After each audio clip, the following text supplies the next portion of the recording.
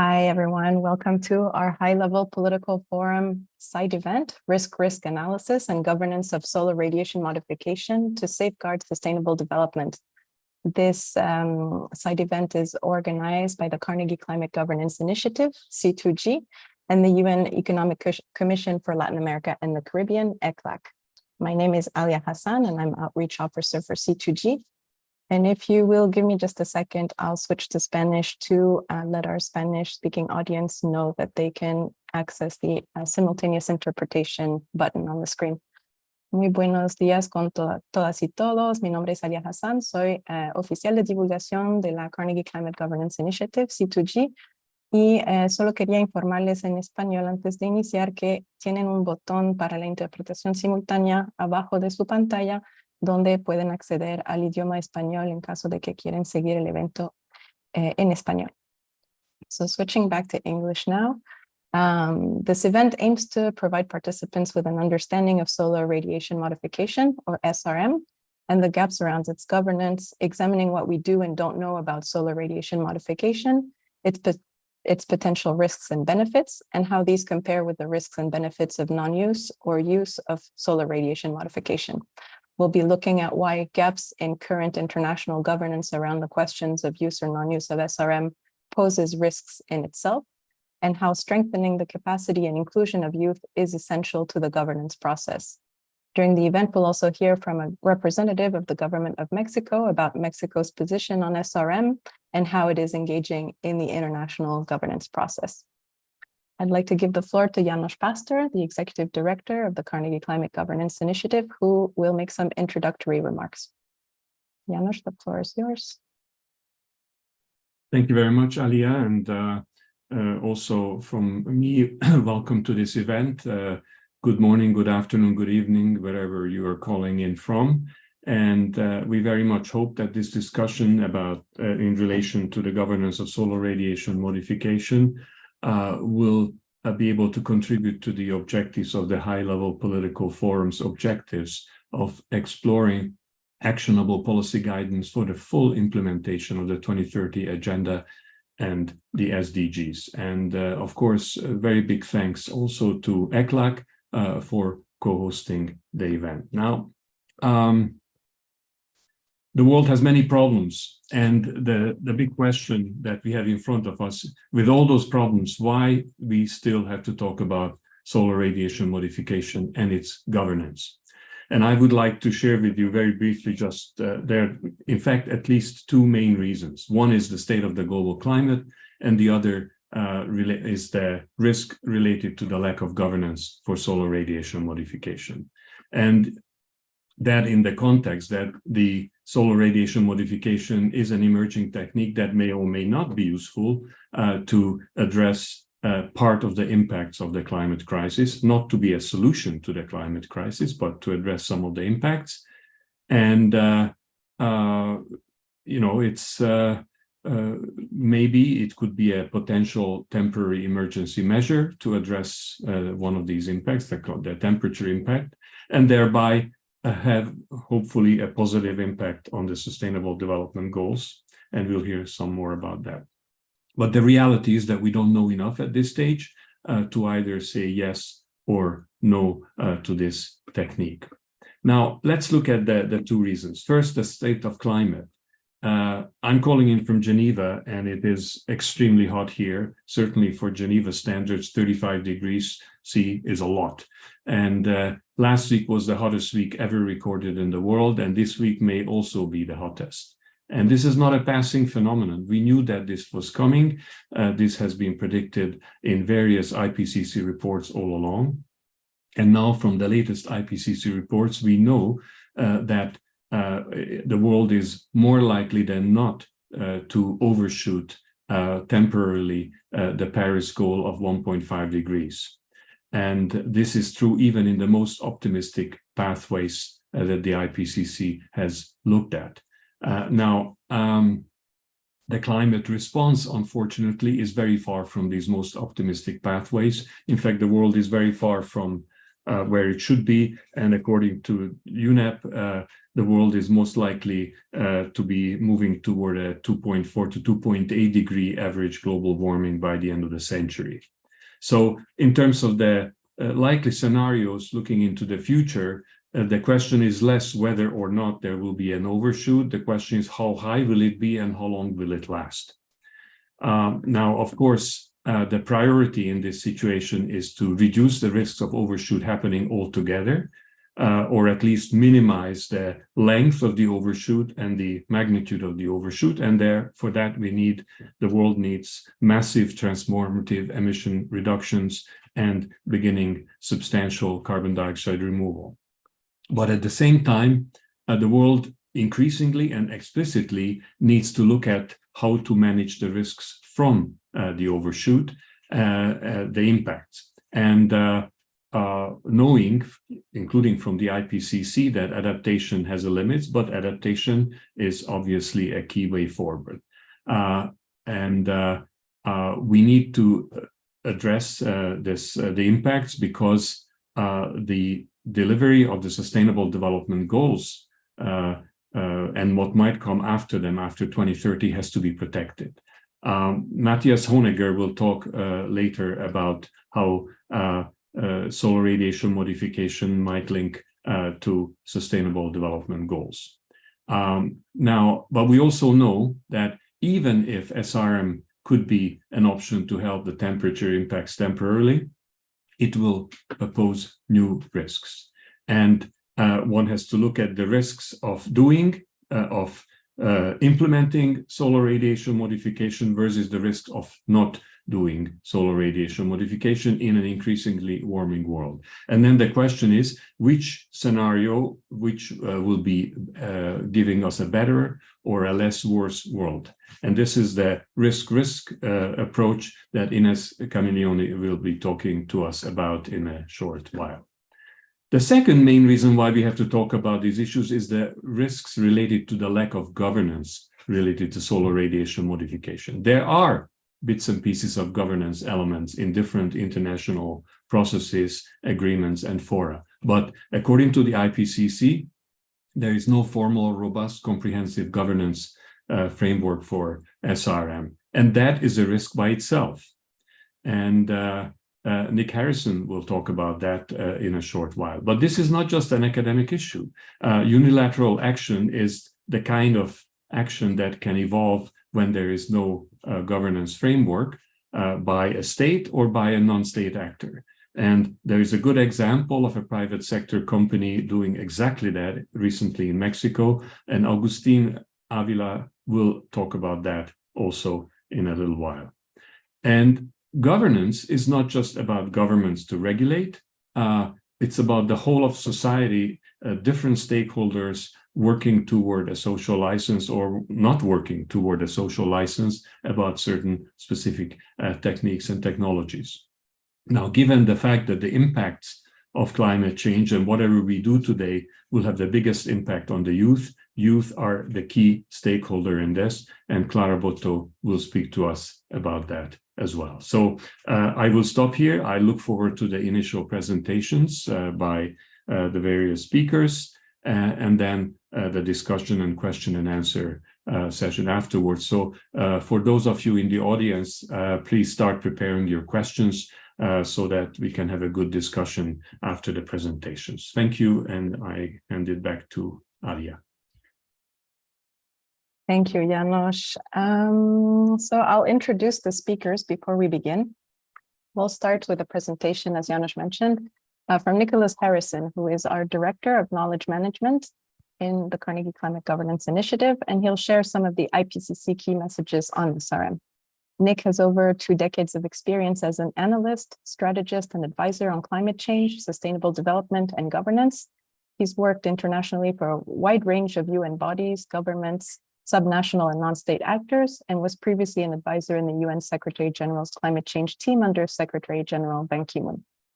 We'll then hear from Matthias Honegger, Senior Climate Research Associate with Perspectives Climate Research, who unfortunately is unable to join us in person today, but he has recorded a presentation that we will be playing for you today. And he will he will present on the potential implications of SRM for the achievement of the Sustainable Development Goals.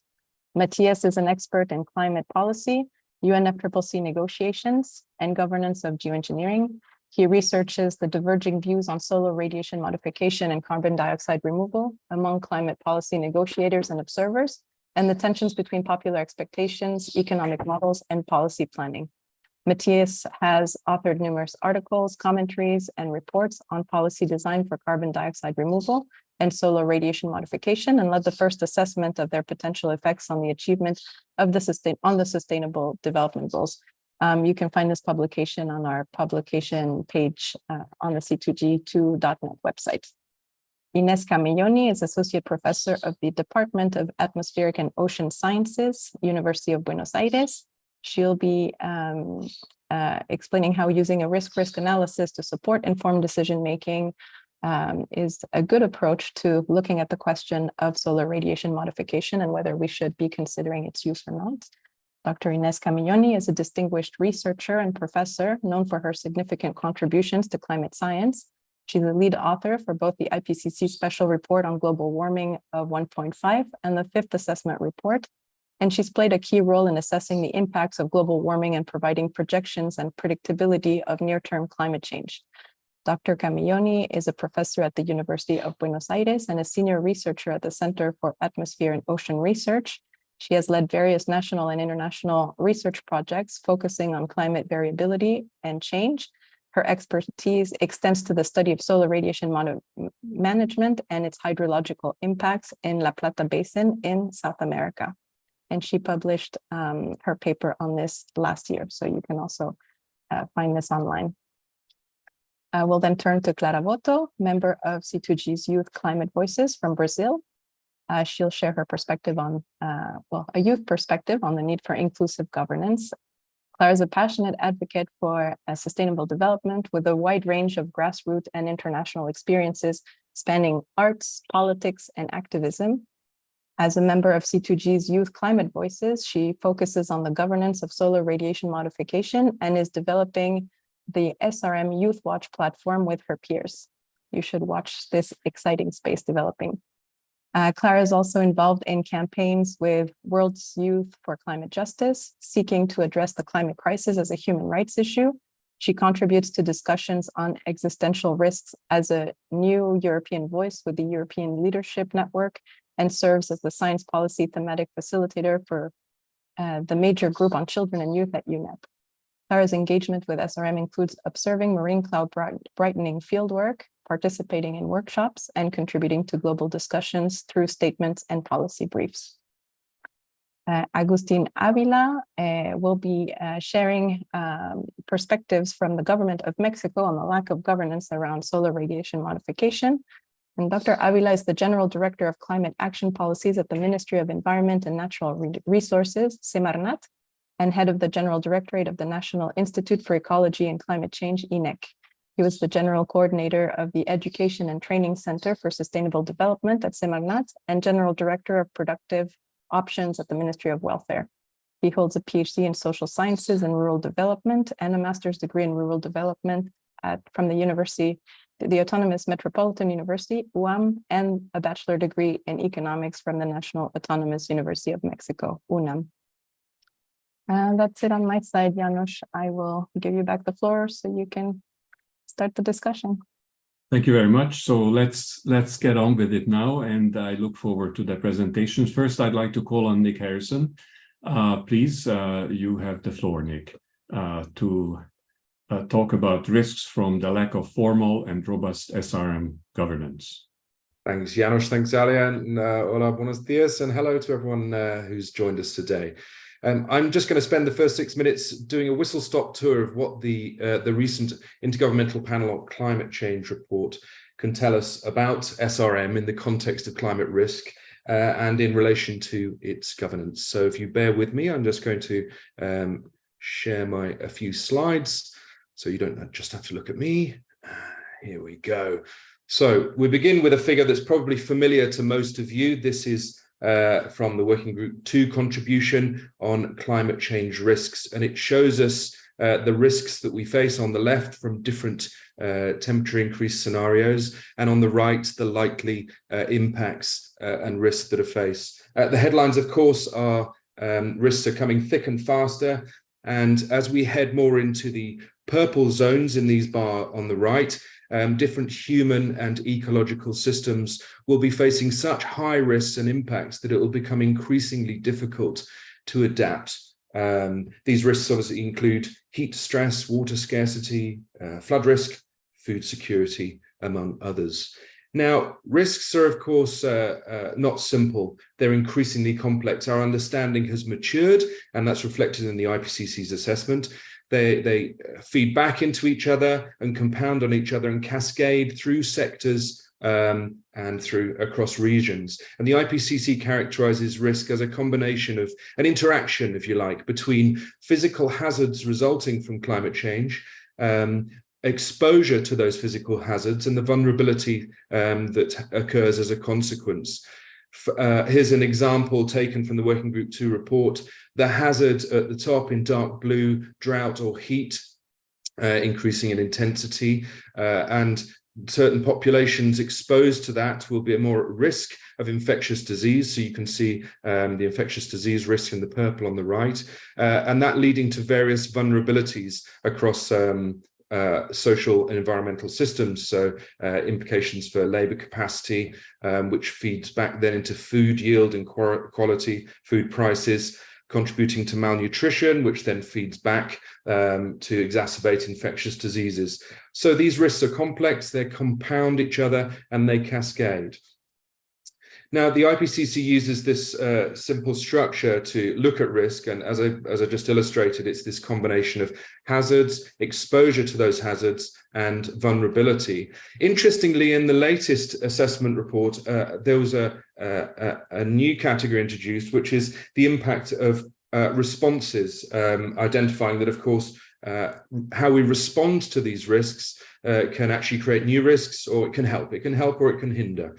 Hopefully, we should aim to be helping, but the report also notes there's been an increase since the last assessment, an increase in identification of maladaptation, where attempts to adapt to climate impacts are actually resulting in consequences that are not optimal. The same is true for some side effects of some mitigation options. For example, attempts to afforestation or for bioenergy may lead to, for example, land use conflicts. And it's within this context of assessing risks from responses that the IPCC assesses solar radiation modification. For those of you not familiar, please go to our website. There's lots of resources there that can guide you to authoritative information about these different proposed techniques. Lead amongst them in the research literature, at least, include marine cloud brightening, surface albedo modification, and perhaps the most studied and most discussed, which is the idea of distributing aerosols in the upper atmosphere, in the stratosphere, to reflect sunlight away for the purposes of cooling.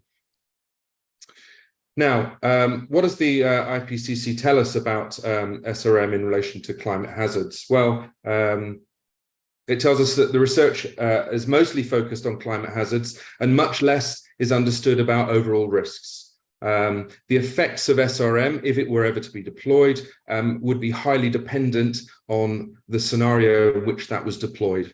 It does have a potential to offset warming, in theory, and reduce some climate hazards, but it would have other consequential impacts at regional scales and seasonal timescales. So it's important to note, and this is emphasized in the IPCC's assessment, that SRM would not stop atmospheric CO2 concentrations, as Janos said in his opening remarks, and it wouldn't reduce the resulting ocean acidification. So for addressing climate change risks, SRM can only be at best a supplement to that deep and rapid mitigation that's required. Much less research on SRM's potential to reduce climate risks, and so consequently there are a lot of uncertainties that's acknowledged by the IPCC's assessment, and there are knowledge gaps around SRM's potential to reduce all these many risks, the cascading and compounding risks resulting from climate change impacts.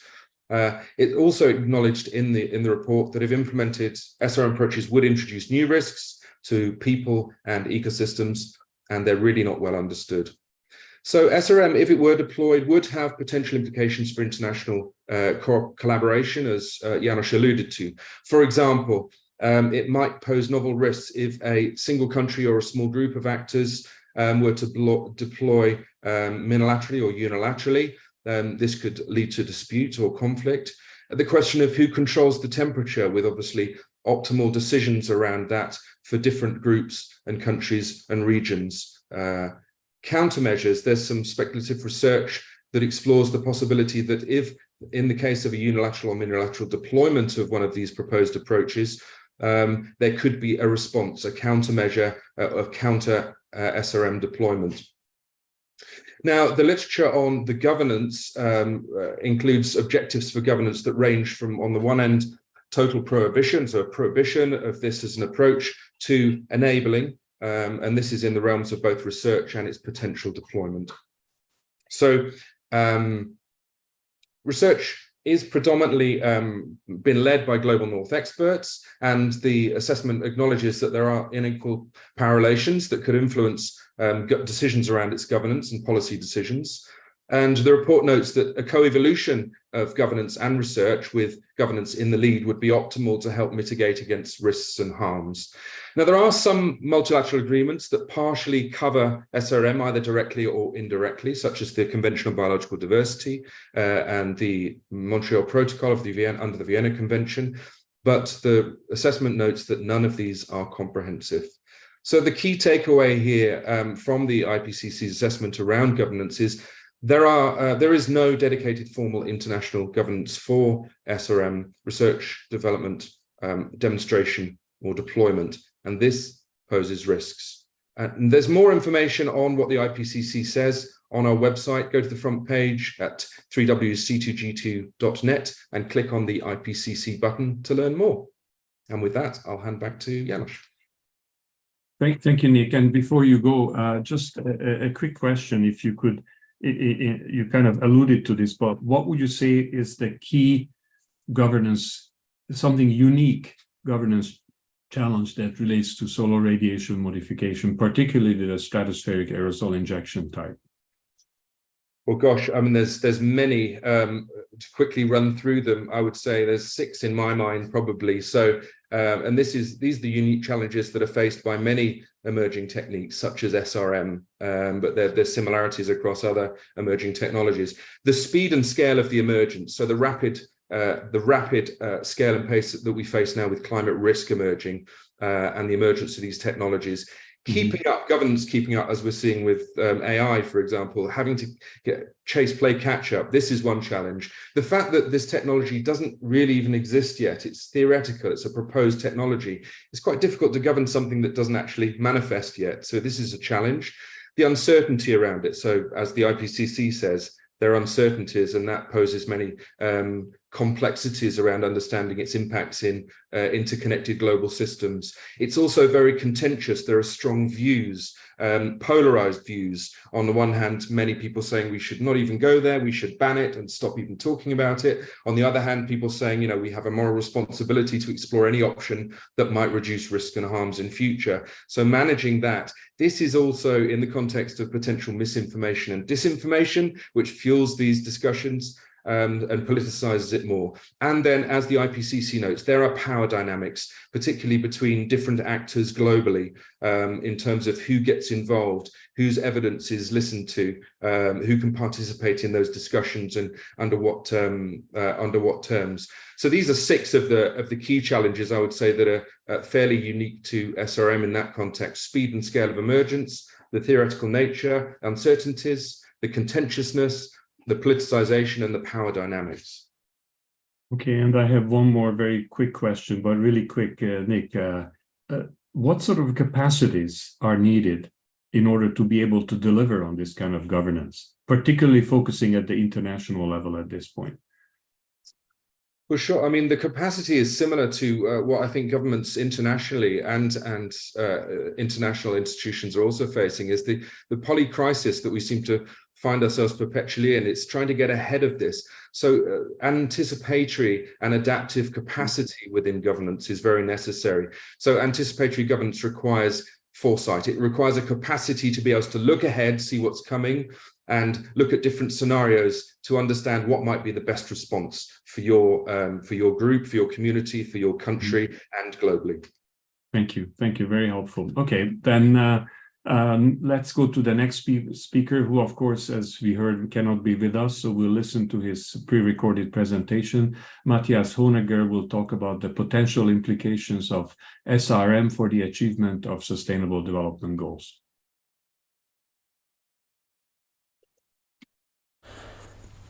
Good morning, everyone, and it is a pleasure to be speaking to you today a little bit about why thinking about the SDGs and SRM in the context of overshooting climate temperature targets might be important, and to share some insights from a previous study where we explored interactions between SDGs and SRM, potential SRM deployment, and yeah, give you some insight into that study. It's clear, when we think about SRM, we think about the future, and we have different assumptions how this could play out, but there are at least 3 pathways through which SRM could be impacting on the SDGs, the Sustainable Development Goals, as a major orientation point or a guidance for how we collectively envisage, a beneficial future for everyone on this planet. And so those impact pathways, they go through, on the one hand, through the physics, where climate overshoot really accentuates the worries that we have about climate impacts, which really affect all of the 17 SDGs quite majorly, as far as we can tell, and the evidence out there is quite clear on that, as you've probably heard also from the IPCC, and our expectation of overshooting based also on reports by UNEP, for example. It is clear that we have there a very big concern of physical impacts through climate change on the Sustainable Development Goals as such.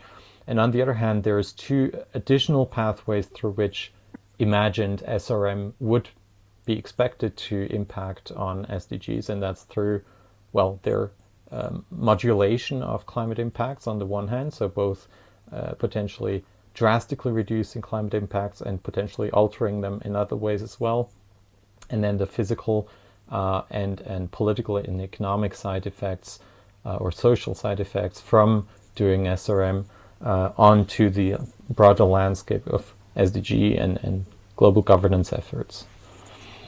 So those 3 impact pathways are really, if we boil it down in a very simplistic way, the climate risk attenuation effect potentially from SRM affecting all SDGs in a major way, then the physical side effects as mentioned, and the non-physical implications.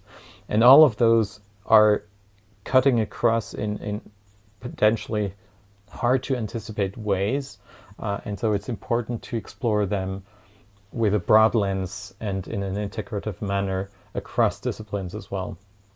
So diving a bit deeper, what we found in our study a couple of years ago is within the first causal chain, climate effects are altered, and thus basically the major effect is that SDG 13 is really affected through potential SRM use. And so if we are able through some form of SRM to, for example, avoid temperature overshoot as a sort of major indicator, this would certainly affect SDG 13, and by extension through the arrows directly and indirectly pretty much almost all other SDGs in one way or another. And this is simply by attenuating climate change, and the evidence on the internal linkage between climate and other SDGs is quite clear. On the side effects of physical nature, there are some indications that, directly the natural environment in the seas and on land could be affected through physical side effects, positively and negatively to some extent. And so generally speaking, there's a strong biophysical influence also on goals such as zero hunger, health, water, energy, and again, the ecosystems. And then there's indirect influence, which propagates in known and sometimes unknown manners between those and the less directly physically affected SDGs. So there are indirect effects that could potentially take place. But all of that, again, against the backdrop of considering the very serious risks of climate change across all, especially in case of overshoot. The third causal chain is of a very different nature, of course, and that's has to do with the political side of this. Doing SRM would not be merely a act affecting the physical world, but also the political, the economic, and the social world. And so these effects are harder to anticipate, but it's clear that perhaps the strongest effects might be on willingness and ability to alleviate poverty. So there could be very strong positive effects, as well as potentially challenges. If there's a distraction from the efforts in poverty alleviation. This is very speculative, but there are some concerns around that. And other effects could also similarly affect political priorities across the board. And also certainly the global nature of SRM could intersect in complex ways with partnership for the goals and institutions and a sort of global cooperation efforts and abilities, both positively and negatively in difficult to anticipate ways. So overall, you can see that there's a very strong expectation of direct and indirect effects across all these 17 SDGs in the three causal impact pathways that I outlined, both the direct physical ones with intended and unintended effects, as well as the indirect or non-physical ones, which nonetheless affect in important ways likely the pursuit of the SDGs. So both with a very substantial risk attenuation potential, especially considering the risk of overshooting temperature targets, but of course also with significant risk potential, additional risk potential, but of a different nature, as outlined. So how do we actually approach this? We drew obviously on the literature out there, but this literature is often spread out through different disciplines, different fields, and often not presented in a cohesive manner. And on the other hand, we have this, the wheel of the 17 SDGs, which represents really the diversity of social objectives on a global scale. And we try to bring both together through a transdisciplinary review. And you can see the article that came from that. There's also a brief version on C2G's website, because C2G gracefully supported our work in this. So you can get the short version of this on C2G's website.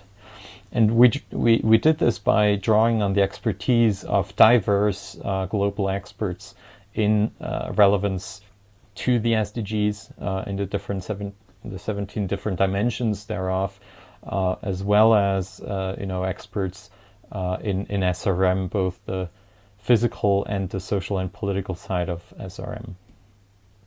So to give you a bit more concrete examples, and you can again find the full list of potential implications in the supplementary materials. Basically, for example, for SDG 1, for the goal of ending poverty in all its forms everywhere, we found, especially in regards to the first causal chain, that ending poverty in all its forms everywhere is really under pressure if we are overshooting temperature targets. I think someone said a few years ago that overshooting 1.5 or even meeting limiting warming to 1.5 would, almost threaten the well-being of the African continent as such. This might be a stark statement, but this is, there are very serious concerns about especially exceeding 1.5 and even worse when we have to look at potentially exceeding 2 degrees of warming by the end of the century. So if SRM were to work as intended, any attenuation of climate impacts would very seriously enhance the outlook for SDG 1 in this very direct manner. Now, of course, there would potentially be, through the second causal chain, through side effects of physical nature, there could also be adverse outcomes if SRM were to be designed in a manner that does not actually advance the situation of the world's poorest. And there are concerns about participation. If the world's poorest, as they tend to be disadvantaged in deliberation processes, they could be further disadvantaged through potential secondary or otherwise negative effects. And that the same concern, of course, counts not just for physical effects, but also for social and political effects if, for example, SRM deployment were to distract from SDG 1 and the efforts to pursue this. SDG 17 is a particular one insofar that it really is an enabler for all the other SDGs. And so I think especially here the discussion is around the socioeconomic and political and cultural effects that could flow from SRM use. And this is a very difficult to explore, I think a very hard to anticipate potential for effects. Whereas, on the one hand, the necessary coordination, and I'm starting here with the second point, necessary coordination of doing SRM in a globally concerted manner could enhance global cooperation and result in strengthened processes, including with regard to ensuring the participation of, stakeholders, which we all are across the world. So this could also be an opportunity. And at the same time, there are very relevant concerns that, if SRM is pursued in a less coordinated manner, and thus, the topic of today's panel is around governance as well, without good governance, including on a global level, that builds the trust and collaboration abilities on a global scale, SRM could potentially pose a challenge to partnership for the goals and generally the means of implementation for reaching the SDGs and similar goals that might flow from them in the future beyond 2030. So these reflections draw primarily on the first publication here. Like I said, you can find the full list of potential implications as an annex to this publication online. If these hyperlinks are made available, you can just click right on them and reach the publications. There's also in the IRGC report, to which I contributed a chapter on risk trade-offs. There's also discussion on certain aspects relevant here, especially with regard to the risk of seeing unilateral or otherwise dangerous use of SRM, which is accentuated, of course, once climate impact pressures are rising, which they are expected to do, especially if we overshoot 1.5 degrees. And so there's a bit of a dual nature here if we think about SRM posing a potential threat, but at the same time perhaps offering a very significant opportunity for limiting risks of overshoot, as SRM can potentially be used to slow or perhaps even temporarily halt the increase of global average temperatures. And so the third publication here by my colleague Axel Michaelova talks about the rising threat of unilateral, and again, a threat which is accentuated should we see warming exceed levels where individual countries or regions start to consider SRM as their only option at a certain stage. This is certainly a concern, and certainly for me personally, a very big reason why we cannot ignore the governance of SRM and need to engage proactively on this topic. So with that, I close my presentation. Oops, there was a last second missing, but it's okay. Thank you, Matthias. And I think what we just heard gives a pretty good point for the next presentation, because what we heard here is that there are positive and negative impacts, risks or benefits, and Ines Camioni is going to be our next speaker, and she'll be talking about using a risk analysis to support informed decision making. So Ines, we look forward to your presentation. Come. Thank you, Janos. I cannot start my video. Maybe someone can help me with that, but I will share my presentation. Ines, I'll habilitate your video. You can try again. You could, okay, I try. Okay, thank you, Elia. So I will talk about the risk framework to support informed decision making about SRM. And as it was already mentioned, there are different strategies to reach some or the different specific policy objectives related to climate change. These objectives could be related to reach the sustainable development goals, or even to reach the different temperature Paris Agreement targets, or to limit the sea level rise, or different economic goals. And these strategies include in one hand, mitigation, and this is related to the reduction of greenhouse gases emissions. And as we probably all know, the emissions have been increasing. We have just a slight reduction because of the pandemic during 2020, but in 2021 and 2022, the greenhouse gases emissions are increasing again.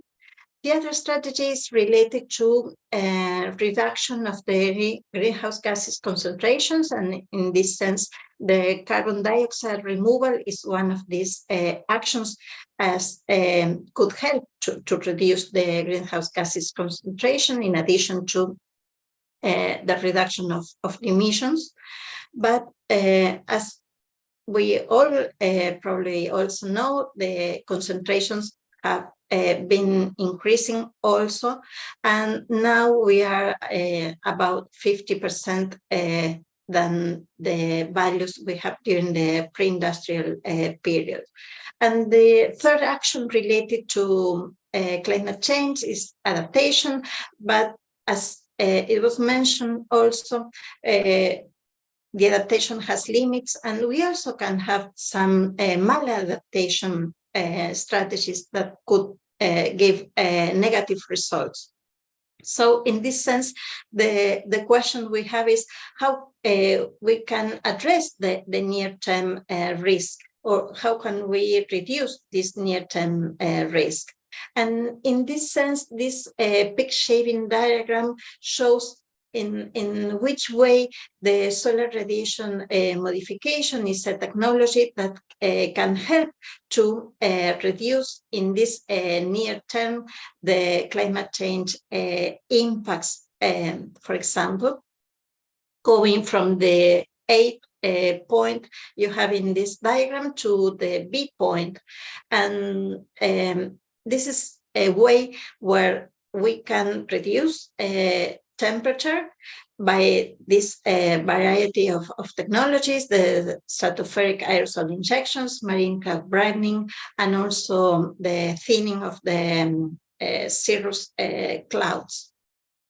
But this technology, as it was mentioned in the recent UNEP report, the name of this report is One Atmosphere. It was an independent expert review on solar radiation modification research and deployment.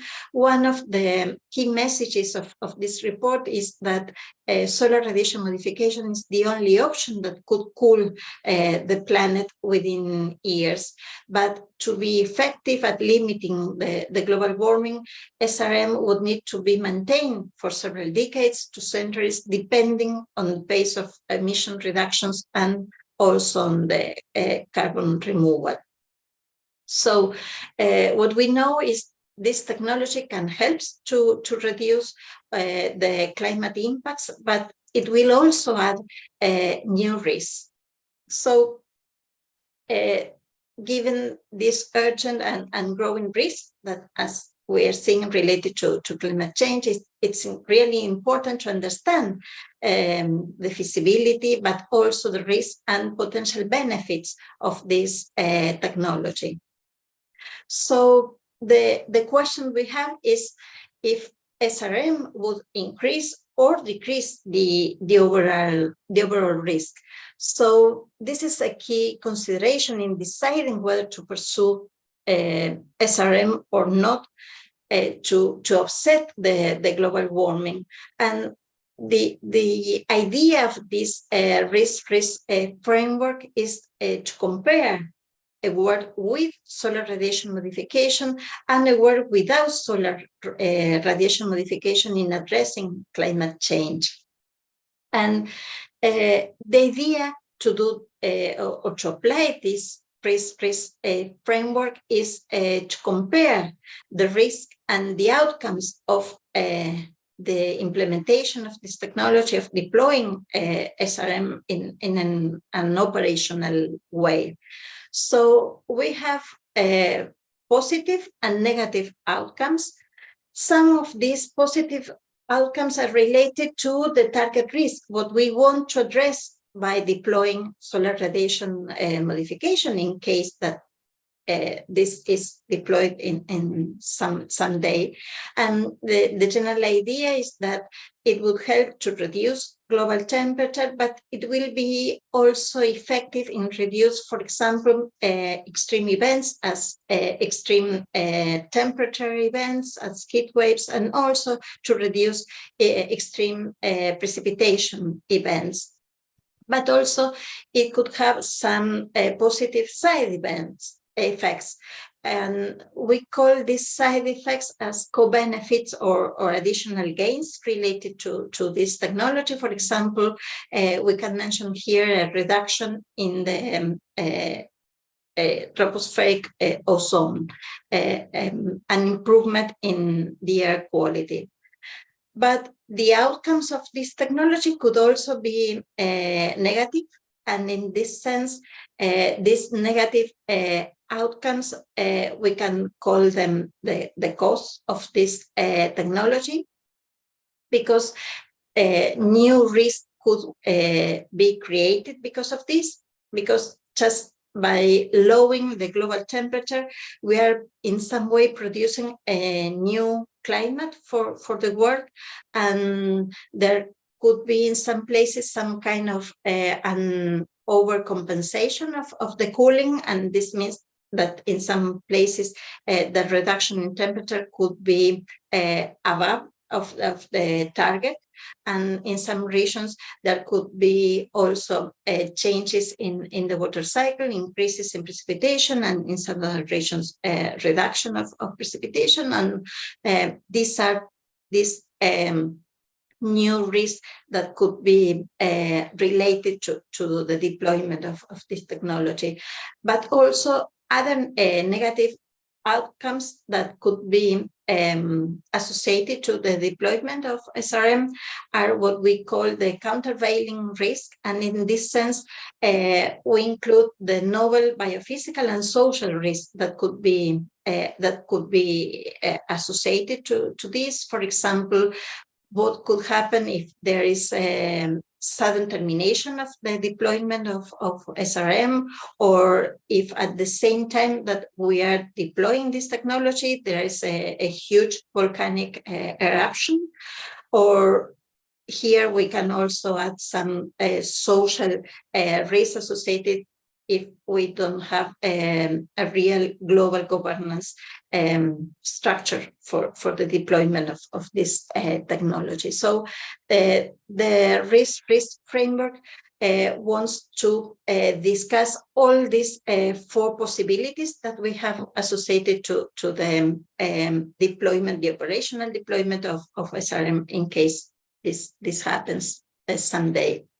But it's important to keep in mind that solar radiation deployment would not occur in isolation, so the benefits and risk would depend on a variety of circumstances, the particular goals of the solar radiation deployment, if we want to cool the planet, by how much, 0.5 degree, 1 degree, for how long, the background emissions pathway and adaptation plans that are being followed associated with the deployment of SRM, the sustainable development goals that are being pursued, and also the governance framework that is within accompanying this technology.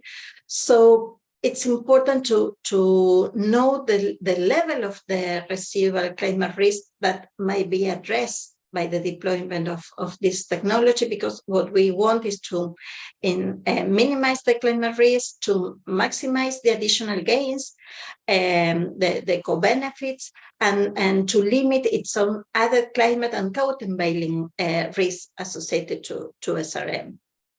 And much more detailed information and discussion of this risk framework can be found in the C2G webpage, where you can find this publication that was prepared last year with summaries in different languages, not only in English, but also in French and Spanish and Chinese. And I think this is all for me. Thank you very much, Ines. And I would like to follow up with a question. I think starting with your slide, the one that looked at the risks versus outcomes, and that tends to focus on what one could call quantifiable risks and outcomes. But we know that there are many other factors that come into this. For example, there are many ethical considerations, cultural, etc. And so my question to you is, what are some of these ethical, non-quantifiable criteria that could come into this, and how do decision makers make sense? How can they deal with all this?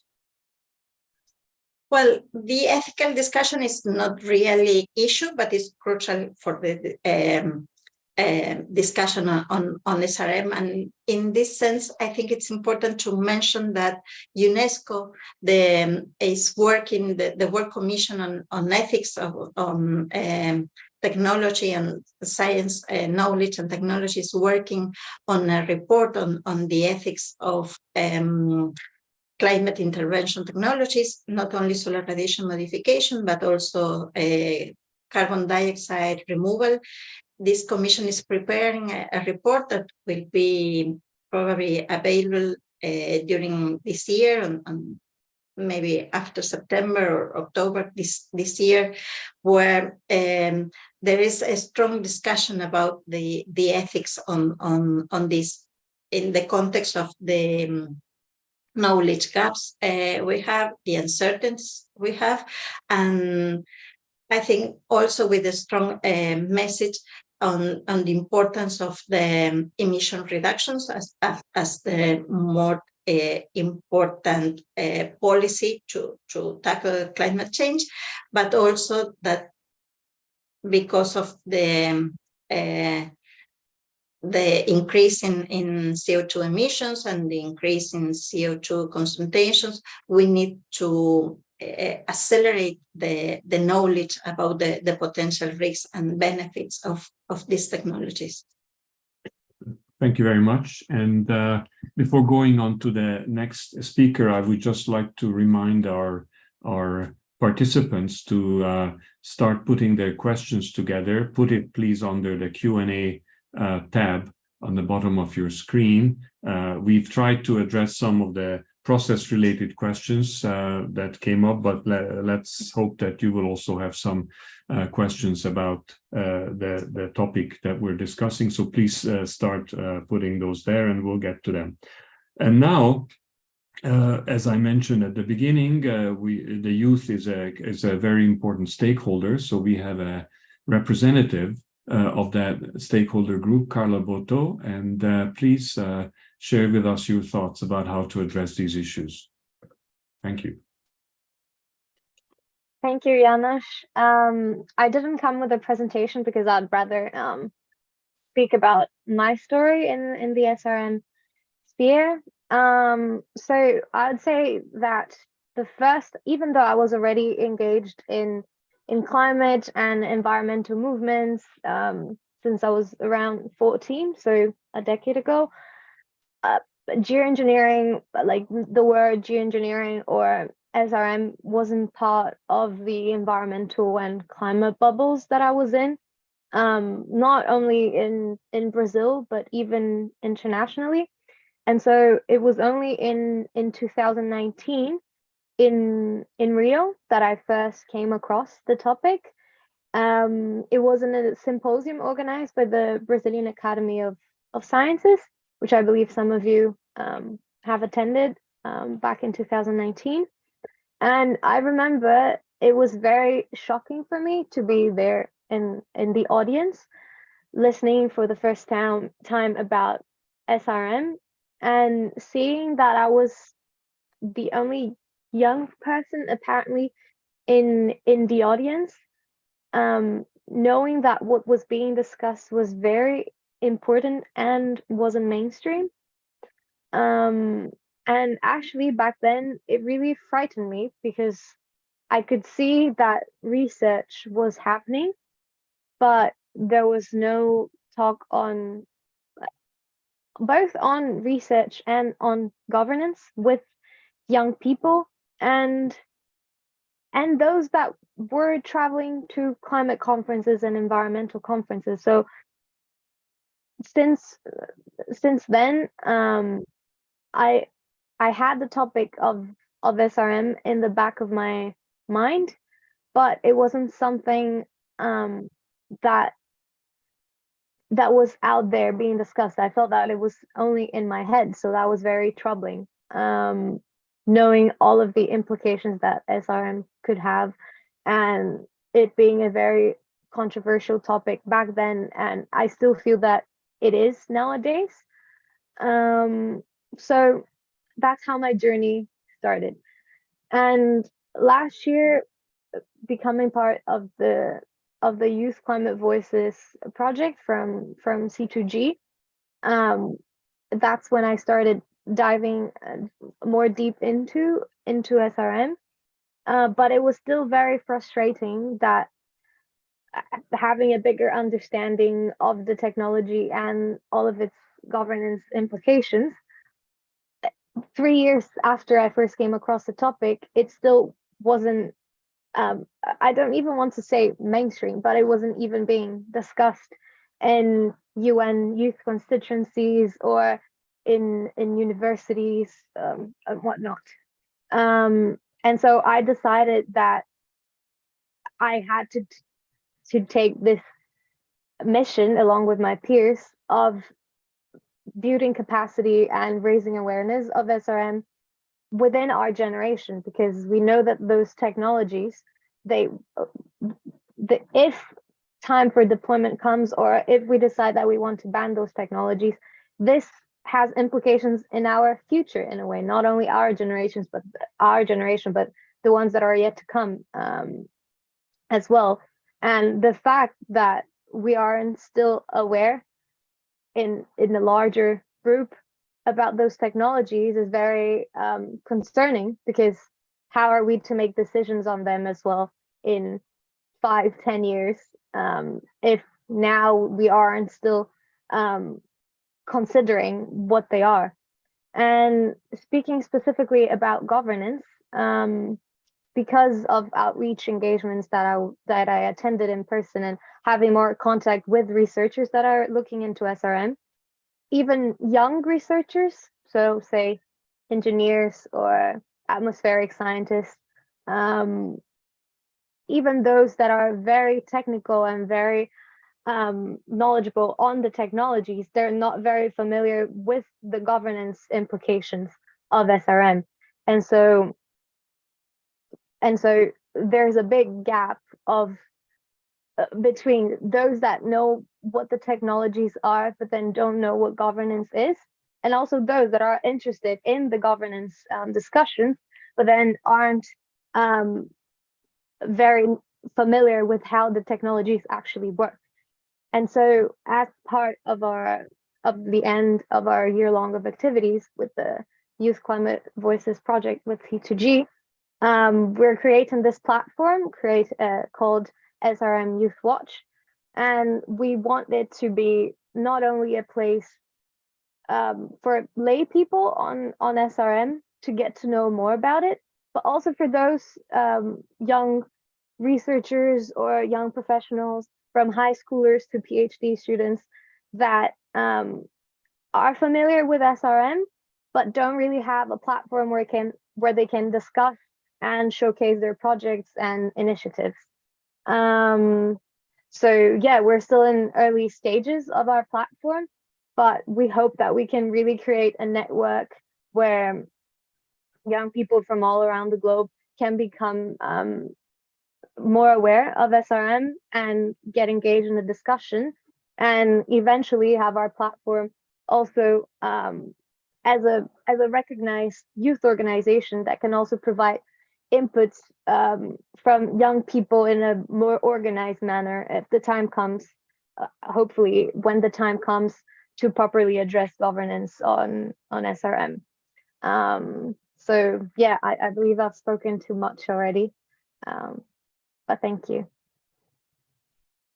Thank you, Clara. And I heard some very interesting things from you, including highlighting some of the gaps in governance, and then this interesting network that you're building up with the youth group. So I guess if you could just go a little bit deeper into how you see this network actually addressing some of the governance gaps in relation to this new emerging technique, solar radiation modification. I think we have different ways to address those gaps, and that depends a lot on the age range that you're talking about. So if we're thinking about younger people, so I gave the example of those that are in high school, I think talking about governance is in a more comes with a more educational perspective. So really informing them about the technology and all of its implications, and even about climate science, because even though talking about the climate crisis might seem mainstream, I know that it's not the case everywhere and in every school. So I think that in a way is already connected to governance, because like I said, there's this intergenerational aspect of SRM. And if we want to have future decision makers and scientists that are well prepared for the crisis that we're facing, we need to start addressing this from a young age. And so that's one of the ways that we can bridge this gap on governance, focusing on young people, but also thinking of those that are already working with climate and environment. So in their mid-20s, for example, addressing governance would be having young people that can effectively talk about SRM governance and can be, for example, advising their governments on how to deal with SRM, or even if it's only an advocacy work of reaching out to their governments and saying, hey, you should start looking at this. Because so far, to my knowledge at least, we don't have youth groups that are reaching out to their countries or to their regions and asking them to start considering discussing SRM. So I only gave you two different examples of how we can tackle that. Thank you very much, Clara. And now I'd like to come to our last speaker, Dr. Agustin Avila from the government of Mexico, who will speak to us about how one addresses these issues from a government perspective, particularly in a country where something happened recently. So, over to you. Muchísimas gracias, Janos, Alia, a la CEPAL por organizar este foro de discusión. Para nosotros es muy importante porque indudablemente en el caso de México fuimos testigos de un experimento ya en materia de modificación de la radiación solar y nos parece importante darlo a conocer y dar a conocer las medidas que el gobierno de México está construyendo frente a este asunto. Lo primero que yo señalaría es que indudablemente nos enfrentamos al hecho de que, de nuevo, ya lo platicaban, sobre todo desde el norte global, se nos vienen construyendo posibles ideas que se nos venden como soluciones a la grave crisis climática que estamos viviendo. Como en la década de los 60 fue indudablemente la idea también de la revolución verde y que iba a acabar con el hambre en el planeta. El hecho es que hoy en el mundo 800 millones de personas, unas decenas de años después, 800 millones de personas siguen sufriendo hambre, pobreza, pero más aparte de estas dos situaciones viven actualmente en una alta vulnerabilidad climática. No saben si su casa se inundará en la noche, si podrán hacer frente a las grandes lluvias torrenciales que se presentan por el mundo, a las ondas de calor o probablemente a la sequía extrema que viven muchas de las naciones. Entonces, tal vez la perspectiva de lucha contra el cambio climático que todos tenemos que tener clara es que tenemos que avanzar realmente en acciones que mitiguen los gases de efecto invernadero de aquellas naciones que son sobre todo las responsables del cambio climático. Me refiero a Estados Unidos, India, China, la Unión Europea, que son los grandes emisores de gases de efecto invernadero y que son los que nos están llevando a esta crisis climática. Y hablo desde un país que está resintiendo con fuerza los impactos del cambio climático y que emite muy pocos de los gases de efecto invernadero a nivel mundial. México tuvo una onda de calor sin precedentes este año. Estamos viviendo en varios puntos el elevamiento del nivel del mar. Estamos con una situación de sequía, sobre todo muy grave en el norte del país, inundaciones en el sur. Pero aún con todas estas situaciones que vive México, poner la atención indudablemente al tema de la geoingeniería solar, pues es algo que nos tiene que debatir finalmente de cómo estamos concibiendo nuestra relación con la naturaleza o en el planeta. Entonces, en el caso de México, avanzamos, Alia, por favor, a la parte de México. En el caso de México, lo que nosotros tuvimos fue una empresa que se llama MexUnsense, que realizó 2 pruebas de geoingeniería solar en Baja California, México. Ello lo hizo sobre todo en un modelo de negocios donde quiere vender créditos de enfriamiento, ¿no? Para nosotros es muy preocupante esta situación que hizo esta empresa porque no solicitó para experimentar en geoingeniería solar ni permisos al gobierno federal, ni permisos al gobierno del estado, ni menos a los gobiernos municipales. Simplemente llegó a territorio mexicano y realizó un experimento en esta materia sin finalmente visualizar lo que pueden ser los efectos de la realización de este tipo de cuestiones en territorio mexicano. Entonces, lo hace también sin tomar en cuenta algo muy importante. En el caso de México tenemos más de 62 pueblos indígenas. Entonces, cualquier asunto, sobre todo que se desarrolle en territorio cercano a los pueblos indígenas, necesita consentimiento libre, previo e informado de los pueblos indígenas. Y esto, pues en ningún momento, si no consultó al gobierno federal, menos lo hizo con los pueblos indígenas.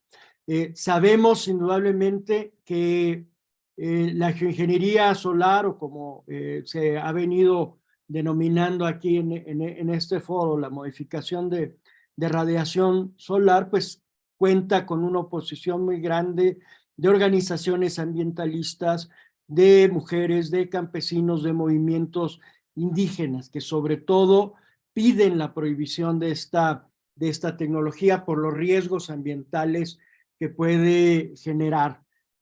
Sobre todo a nosotros desde México nos preocupan dos cosas. Una, la modificación climática del patrón de lluvias que puede generar modificaciones en el clima, pero periodos de sequía, por ejemplo, sobre todo hacia las zonas tropicales de nuestro país. Es algo que algunos estudios científicos han estado alertando. Entonces, en ese sentido, lo que puede ocasionar, sobre todo en la seguridad alimentaria de pueblos y comunidades campesinas que viven de la lluvia de temporal, pues es algo que nos preocuparía en demasía con la utilización de esta tecnología.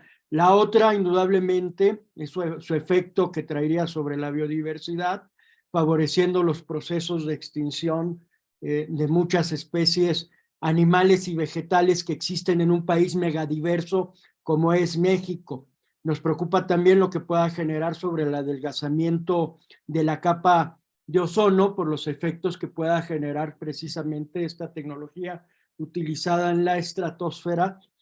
Y nos preocupa sobre todo, pues, que no disminuye, como ya lo comentaban, la cantidad de dióxido de carbono en la atmósfera, sino simplemente es crear un mecanismo artificial de disminución de la temperatura sin avanzar sobre las causas que finalmente nos están llevando a la crisis climática que estamos viviendo. Por eso hay más de 370 científicos que pidieron el año pasado un acuerdo internacional de no utilización de la geoingeniería solar, ¿no? Porque además nos estamos refiriendo a un asunto que en determinado momento funciona a nivel planetario. Lo único que estamos haciendo ahorita son una serie de modelaciones climáticas sobre lo que pueden hacer la utilización de esta tecnología sobre la disminución de la temperatura global del planeta, pero finalmente imaginemos la cantidad tan solo que tendríamos que inyectar de dióxido de azufre a la atmósfera para poder disminuir 1 grado centígrado de la temperatura del planeta. Estamos hablando de algo súper impresionante de modificación finalmente de los equilibrios ecológicos y el funcionamiento de todo el planeta. La que sigue. Entonces, en el caso de México llegó esta empresa, Make Sunset, hizo este experimento. La que sigue, por favor, Alia. Entonces, anunció que para el 2023 piensa realizar tres vuelos para ver precisamente qué es lo que sucedió con la inyección de dióxido de azufre en las nubes, ¿no? Entonces, la que sigue. En el caso de México, pues finalmente sacamos un comunicado este año donde advertimos de los riesgos de la geoingeniería solar a escala planetaria, cómo se vincula finalmente esta cuestión del gobierno de México con el protocolo de Montreal, con las posiciones que se ha tenido en el convenio sobre diversidad biológica, en el convenio de Londres, y decidimos sobre todo desde el gobierno de México colocar lo que es el principio precautorio para detener la experimentación a gran escala. La que sigue. Entonces, ahí sobre todo nos basamos en el marco legal con el que contamos también, donde partimos sobre todo desde la Constitución Política de México, que reconoce el derecho humano a la protección de la salud, alimentación y un medio ambiente sano. Entonces, basados en el artículo 4, basados en el convenio sobre la diversidad biológica, en la moratoria de actividades de geoingeniería que fue votada en octubre de 2010, bajo un enfoque de precaución, es donde emitimos el 13 de enero de 2023 como Semarnat y como Consejo Nacional de Ciencia, Tecnología y Humanidades, un comunicado donde decimos que llevaremos a cabo un conjunto de acciones en el caso de nuestro país basados en el principio precautorio para proteger a comunidades y los entornos ambientales. La que sí.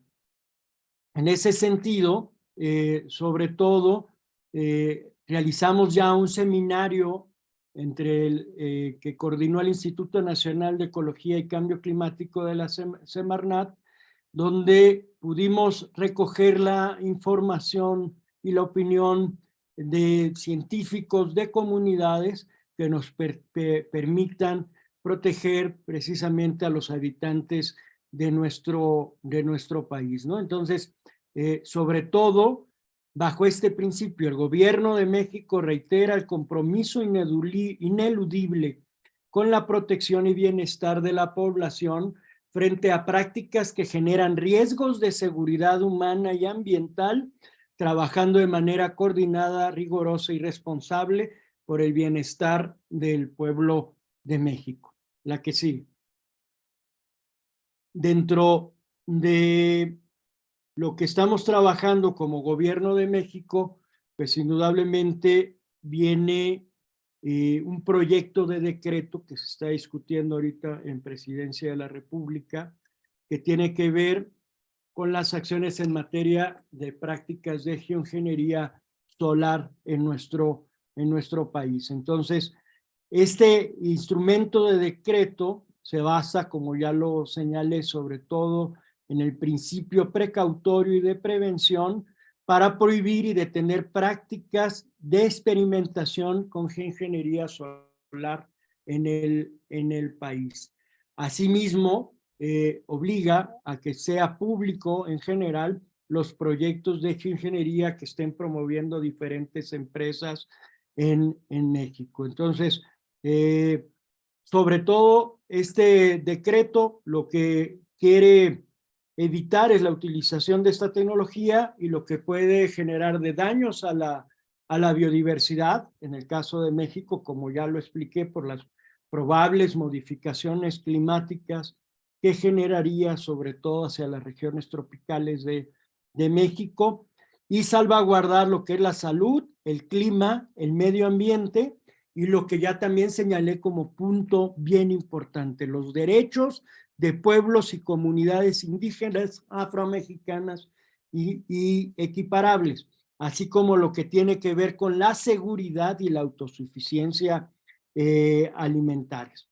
Por último, señalo algo muy importante que tiene que ver con la ingeniería solar, que son los desequilibrios del poder global que puede ocasionar, sus probables efectos geopolíticos que puede traer sobre nuestras naciones, sobre todo en el sentido de que aquellas naciones que sean las detentadoras de las patentes de este tipo de tecnología utilicen no solamente esta cuestión de la ingeniería solar como un arma probablemente de la guerra, sino también en el sentido de lo que tendrán que pagar los países del sur en determinado momento, que pueden ser los más afectados por el uso de esta tecnología, por poder acceder precisamente al desarrollo tecnológico de eso. En los hechos, como nació la CEPAL en la década de los 50, probablemente estaremos como un nuevo modelo de dependencia económica y tecnológica, por ejemplo, de América Latina, con respecto a los centros metropolitanos del norte, que de seguro van a ser los detentadores de este tipo de tecnología. Gracias.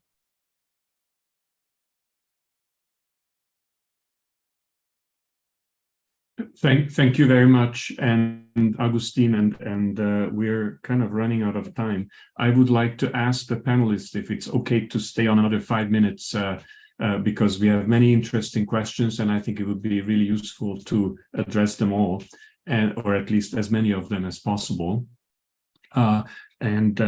Before doing that, I just want to have one follow-up question to Agustin. Very briefly, if you could share with us what is the reaction of neighboring countries and maybe other countries to what you have done, what you have initiated as a result of these developments? But very briefly, please, if you could.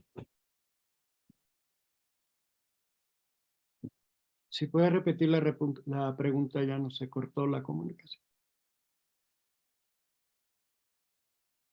Certainly. What is the reaction of the neighboring countries and maybe some other countries as well to what Mexico has started doing as a response to the Make Sunsets initiative in Baja California? But very briefly, if you may, because we're running out of time. Gracias. Sí, en el caso como Gobierno de México hemos mantenido contacto con gobiernos de América Latina que están discutiendo precisamente esta cuestión. Sobre todo nos hemos acercado hacia los países de Centroamérica y el Caribe, alertando sobre esta posible situación de que puedan ser espacios también de experimentación sin los permisos correspondientes, ¿no? Hemos también tenido reuniones a nivel Iberoamérica con sobre todo la presencia de España y otras naciones donde hemos compartido información y estamos precisamente en vías de construir un acuerdo sobre esta materia que impulsaremos desde Naciones Unidas y en la COP28.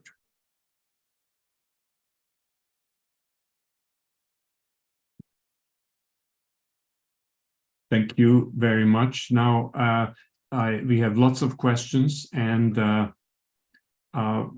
we don't have a lot of time. So what I'd like to do is I am going to, using the privilege of the facilitator, I will ask panelists to respond to at least one or maybe two questions that have been posed. They have all seen the questions, so I will not repeat them. I hope you will have also seen the questions. And what I'd like to do is ask Nick Harrison to address the IMO 2020 question from the beginning. Then I will ask Ines if you could respond to the questions posed by Olaf and Klaus. And then both Clara and August, if you could, from your different perspective, perhaps address Gail's questions about where what institution intergovernmental process should be the focus. And maybe Augustine, if you could address the question asked by Gadir toward the end about not being able to restrict SRM deployment to a particular region. So, and please add to any sort of final comments you may have had, but not going beyond sort of 2 minutes each of you, and then I think we'll be able to hand over to Eklak for concluding this discussion. Unfortunately, this topic is very important, many different issues, and we will need more time, so we may have to do another one. So with that, Nick, over to you, very briefly, please. Thanks for the question, Christian. This is a very interesting one that speaks to the heart of the risk issue we've been discussing. For those of you not familiar, as I understand, the IMO 2020 you're referring to is the change in the rules for global shipping, which meant the fuel oil had to have a reduced sulfur content, thus reducing sulfur oxide pollution globally. That came into force in January 2020. This actually, if one, I remember looking at the Working Group 1 report of the IPCC's report when it came out, and it blew my mind when I suddenly realized, looking at the drivers of global warming, also in that assessment were the drivers of cooling. Some of these pollutants that human activity has been putting into the atmosphere is actually also causing cooling.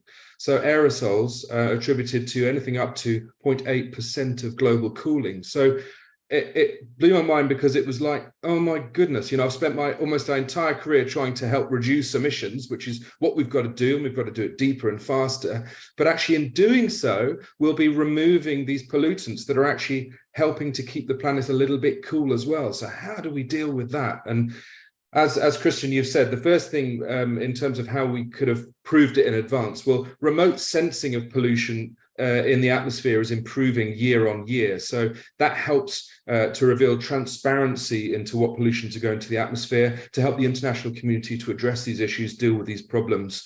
For example, satellites looking at methane emissions more recently, we're seeing a lot more of that in the international news. But in this case, well, it's a difficult one, isn't it? I mean, it's almost a de facto solar radiation modification. Stratospheric aerosol injection has been going on under our noses, so to speak. So this is a real knotty problem that governance needs to address. Of course, we want to cut pollutants, but there will be consequences. So how do we manage these countervailing risks that Inez talked about? And this is one of the big challenges for governments, weighing up these risks and working out what's the best course of action. Thank you, Nick. And can I ask all the panelists to also turn on their video now, since this is the whole panel working? Inez, there are a couple of really important questions to you, and I could even add one more, which is by popular demand, the question of termination shock. So if you could address Olaf's question about the scenarios, Klaus's questions relating to how long can we wait, and the issue of termination shock, all in 30 seconds. No, I'm not. No, you have more than that, but please. Okay, I'll try to do my best.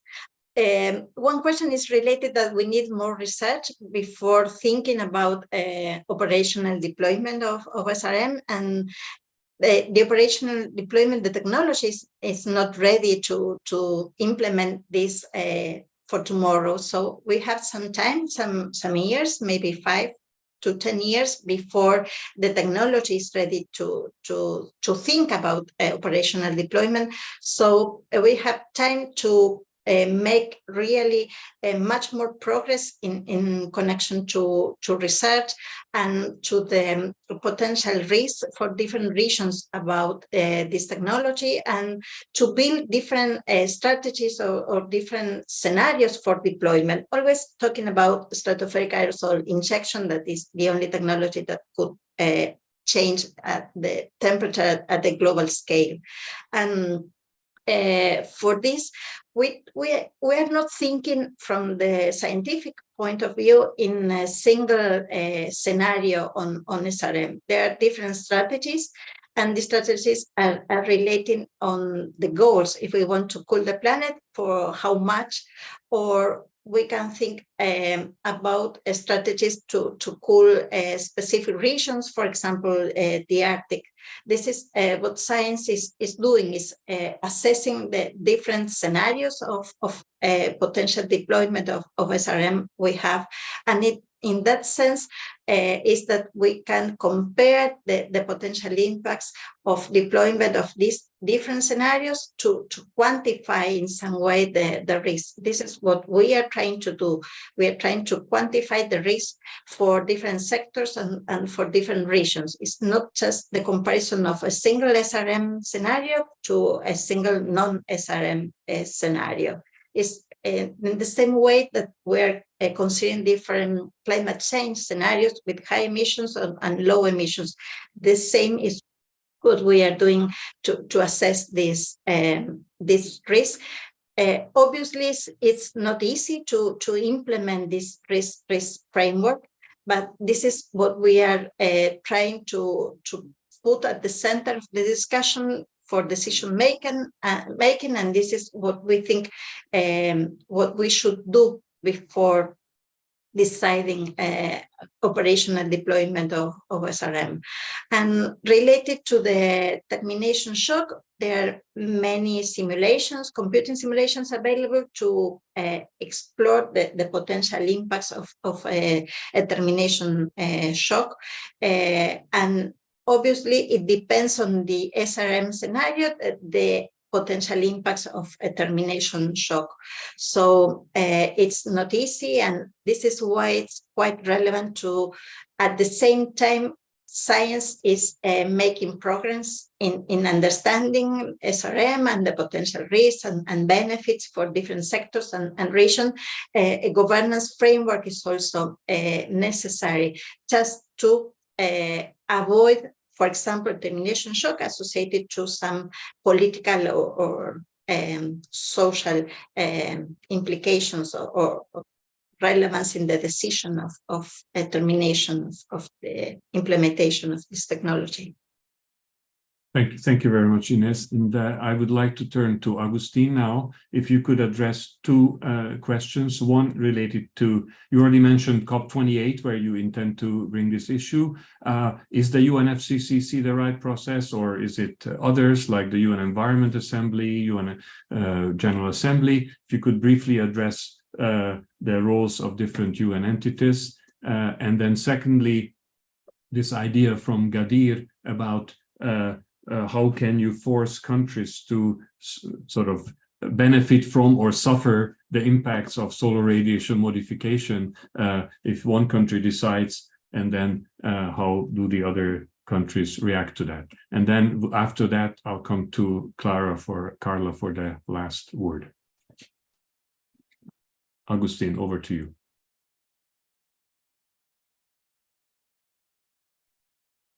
Hola, Llanos. Muchas gracias por las preguntas. Mira, lo primero que yo resaltaría es que es un escenario de mucha incertidumbre y muchos riesgos, la modificación de la radiación solar, que no va sobre las causas finalmente del cambio climático. Me preocupa que estaríamos viendo solamente la cuestión de la temperatura del planeta y no vemos en ningún momento, por ejemplo, el proceso de cambio de los océanos, de la acidificación de los océanos. Vamos a intentar las dos vías, que sea vía COP28 y vía Naciones Unidas. Desde mi punto de vista, necesitamos concentrar los recursos, los esfuerzos en materia de mitigación y adaptación al cambio climático, donde lo más importante es mitigar en estos momentos. Necesitamos pensar desde el sur global, nuestras naciones desde ahí tienen que concentrarse, porque son las más afectadas por el cambio climático, tienen que unirse y trabajar en ese sentido. La creación de modificaciones climáticas artificiales, así como la creación de naturaleza muerta alrededor del planeta, o sea, toda la tecnología que quiere sustituir a la naturaleza, pues es algo muy riesgoso con implicaciones éticas, como ya se mencionaba. Lo grave de Make Sunses es que terminó de experimentar en México, pero sigue experimentando en Estados Unidos. Ahí sigue realizando sus experimentos sobre ingeniería solar, por lo cual requerimos de manera urgente el diálogo, la información y un acuerdo a nivel internacional en la materia. Gracias, Janos. Mm-hmm. Thank you very much. Clara, can I ask you to also address from your perspective the intergovernmental processes of where you think this should go? Yeah, I think very briefly, you mentioned two that I think are the most relevant right now to address it, the UN General Assembly and UNEA, the UN Environment Assembly. And thinking of UNEA, I think just because of its connection to UNEP and the One Atmosphere report that they published this year, like Ines, I believe, mentioned, or one of the other speakers. So I believe they've already built a precedent on talking about SRM, and so they should bring this more, make it more present in the international sphere. Okay, well, thank you very much. I'm afraid we ran out of time, and there is a lot more depth to these questions that we heard, but this is always the case. So thank you very much. And with this, I would like to pass over the microphone to ECLAC and Santiago Lorenzo. Please share with us a few thoughts before we close the event. Muchas gracias, Llanos. Más que cerrar el evento, es dejar como el espacio abierto. Una de las cosas que hemos estado tratando de hacer C2G y CEPAL en este tema es precisamente, como decía como bien decía Clara, no solo su generación, también la nuestra, nos falta conocimiento del tema, nos falta entendimiento, nos falta información y precisamente de eso se trata. Como bien dices, Agustín, la cuestión de la gobernabilidad va a ser eh, difícil, pero todo es cuestión de empezar. Es decir, el multilateralismo vis a vis el unilateralismo, esa tensión existe, inclusive en aquellos temas que ya existen marcos legales multilaterales.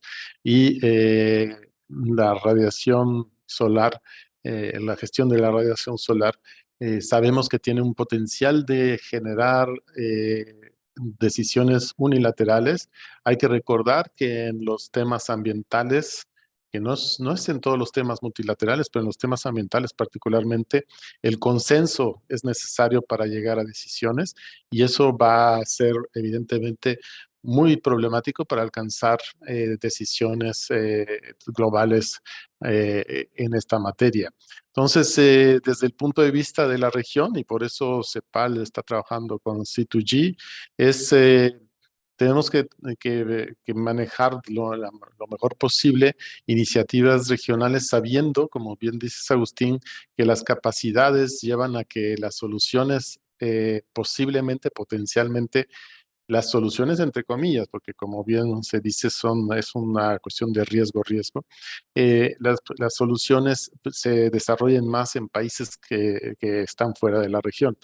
Y para eso, Agustín, pues sabes que tienes las puertas abiertas de la CEPAL para coordinar, para informar a los países de la región sobre la iniciativa que ustedes quisieran presentar a nivel global y a partir de ello recabar apoyos, discutir, es un tema muy, muy controversial, por supuesto, entonces en discutir las vías, las formas, y sí, como dices, Clara, la conversación llevarla a la asamblea del PENUMA o a la asamblea general, eso finalmente pues es una cuestión muy legal que se podrá ir dirimiendo, pero el chiste es plantear ya este caso y las implicaciones. Por otro lado, nosotros sí, y no quiero que me malentiendan, pero sí promovemos el seguir explorando las implicaciones, aún pensando en que la decisión final sea una prohibición global, etcétera. De todas maneras, para la discusión de esa decisión global, tenemos que entender mucho más las implicaciones de estas propuestas de solución que existen y estamos totalmente de acuerdo que no elimina el problema de fondo y bueno, en ese sentido les garantizo que la CEPAL trabaja 99% de su tiempo en cuestiones de mitigación y adaptación, pero sí vemos el riesgo del overshoot pues que está aquí, entonces y sabemos, como bien se mencionó, que ya están tomándose medidas unilaterales, se van a seguir tomando, hay todo un segmento de la población global que es tecnológicamente optimista y piensa que este tipo de soluciones son las soluciones cuando podemos realmente dar pasos hacia adelante mucho más firmes mitigando, simplemente mitigando, que ya existen las tecnologías para mitigar, ya existen todos los cambios organizativos, están todos a la mano, pero por diferentes razones no hemos podido enderezar la nave para que vaya hacia los mejores escenarios, particularmente el 1.5.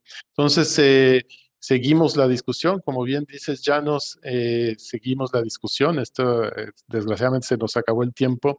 Hay mucha más granularidad en los temas que se tocaron con las preguntas. Agradecemos mucho las preguntas, particularmente también agradezco a los expositores y a todo el equipo de C2G, liderado por ti, Llanos, por mover este tema que, como lo hemos dicho con tu equipo, Llanos, no es un tema que nos gusta hablar, pero hay que hablarlo, sí, porque así es la situación.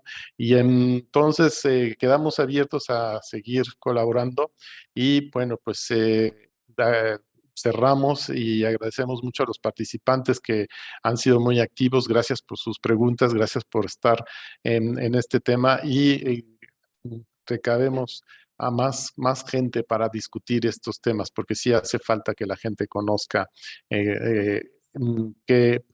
puede pasar con estas propuestas de solución, entre comillas, pero sí, puede ser una solución también. Muchas gracias y buen día tengan todos, o buenas tardes los que están del otro lado del Atlántico.